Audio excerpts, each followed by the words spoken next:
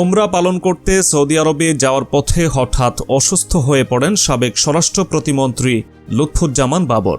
পরিস্থিতি অনুকূলে না থাকায় দুবাইয়ে একটি হাসপাতালে ভর্তি করা হয় সদ্য কারামুক্ত এই নেতাকে।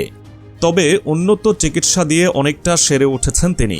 এর মধ্যেই সংযুক্ত আরব আমিরাতে দুবাইয়ের একটি হাসপাতাল থেকে সুস্থ হয়ে সৌদি আরব গেছেন সাবেক স্বরাষ্ট্রমন্ত্রী লুৎফুজ্জামান বাবর।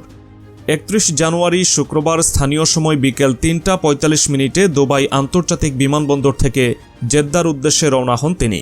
এ সময় লুৎফুজ্জামান বাবরের সঙ্গে ছিলেন ছেলে লাবিব বিন জামান ও মৌলভীবাজার জেলা বিএনপির সদস্য সচিব আব্দুর রহিম রিপন। জানা গেছে, ওমরা পালনে সৌদি আরবে জেদ্দা যাওয়ার পথে এমিরেটস এয়ারলাইন্সে হঠাৎ প্রচণ্ড শ্বাসকষ্ট হয় বাবরের। পথে দুবাইয়ে প্রায় 8 ঘণ্টা চিকিৎসা নিয়ে অনেকটা সুস্থ হয়ে উঠেছেন সদ্য কারামুক্ত সাবেক স্বরাষ্ট্র প্রতিমন্ত্রী লুৎফুজ্জামান বাবর।